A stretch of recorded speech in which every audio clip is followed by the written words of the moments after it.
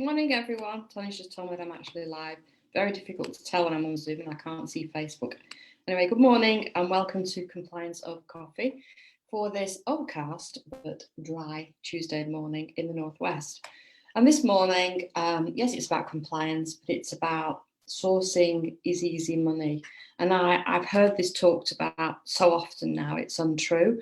And it's a misnomer, I think, when people teach it to be easy and easy money, because it's far from that. And I like to be honest with people, as any of you that have worked with me will know. And sometimes what I call pull the rug out from under people's feet when I have conversations with them on the telephone.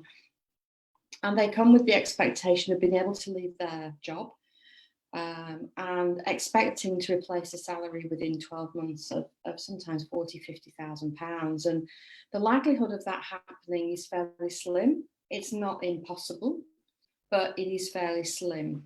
And the level of work that is needed is often, if not almost always, vastly underestimated. Sourcing is hugely, hugely time intensive. But it's kind of like any other business. If you sit down and you think about it logically, you are setting up a business. It is not a little hobby from the kitchen table. It's a business.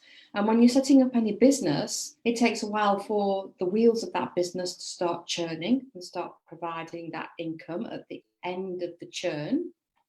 And so you're setting up your business, you're putting all of the procedures in place, you're building up your network, you're building up your knowledge, you're looking at the products that you create, in our case, sourcing. Obviously, you're going around and viewing properties.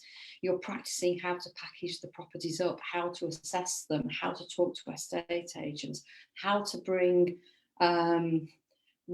reasonable investors on board that aren't going to invest you about, how to get rid of the tire kickers.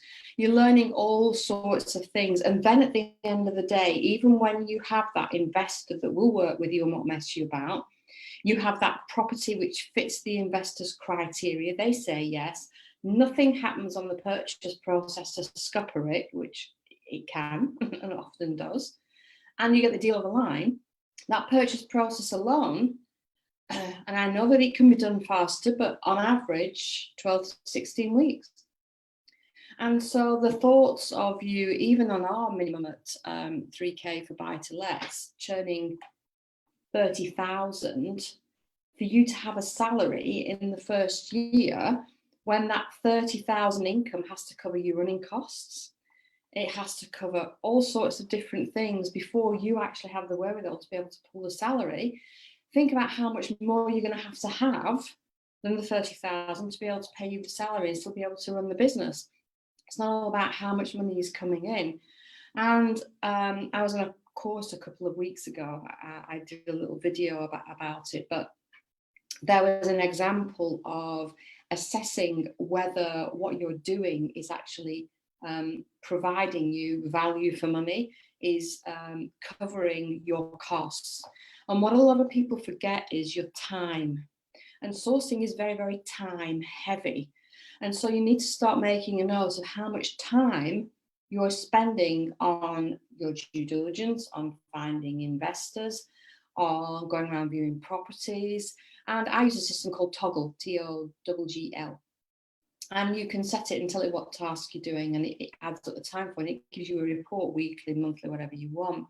And it would be very useful for you to do that in the beginning, because what our mentor did on the business course, it wasn't about sourcing or anything, it was just a general business course. But what he talked about was an analogy of a networking group. And I won't name the networking group, but it's a networking group where you have an annual fee and then so much per meeting to pay. And these meetings take place monthly.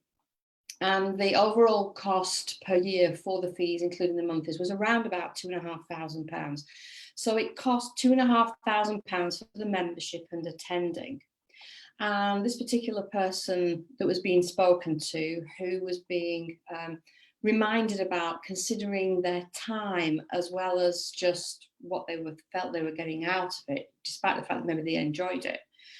and to assess a year of membership and whether it was worth their while or not. And so this person had turned around and said, well, I got 3 referrals from it. One of them went through and I made £3,500 from this referral. And so it cost me £2,500, so I'm £1,000 up. And then what the mentor said to them was, that's fantastic. How much time did you spend each month at the meetings and your travel to and from? And this person thought about it and said, well, each meeting is 2 hours and it takes me about 15 minutes to get there. So it's about 2.5 hours a month. So if you add that up for the year, you know, you're talking what, about 25 hours, something like that. And how much do you normally charge your clients on an hourly rate? And this person said, well, normally it's £500. So add all of that up.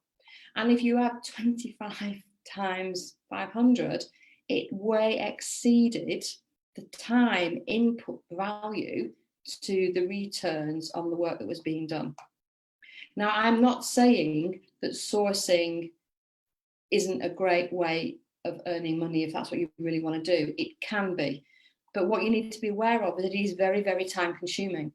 And if all you're going to be able to do is 3 or 4 deals a year, say 4 deals at £3,000, that's £12,000 a year, and you're happy with £12,000 thinking that's all yours, work out what the running costs are of your company. Work out the time that it takes you to get those deals over the line.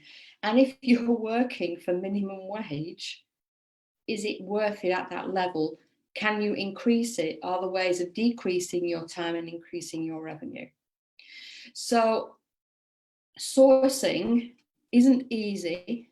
It isn't easy money, but it is a great way of learning the industry, and property investment for Tony and I is a great arena to be in. We love it. We're here because we love it, not because we ever thought that sourcing was an easy way to make money, but because we loved it.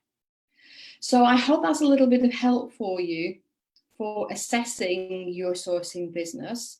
It isn't all about you getting £3,000 a deal in the bank. That's all yours. It's great. I need 20 of those a year to be able to pull my salary out. I'm easily going to be able to do it. It might not be the case. And don't forget, it isn't a regular salary necessarily unless you're really, really cranking your sourcing business. And I would suggest that you on your own without a team around you will struggle doing that.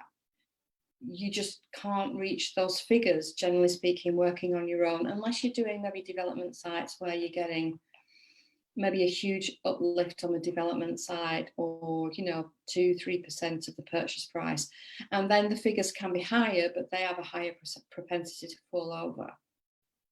So it's a balancing act. If it's right for you, then fantastic, but please assess your time as part of the gauge as to whether you're earning money or not, as much as you're counting the cash when it comes into the bank from one of your deals.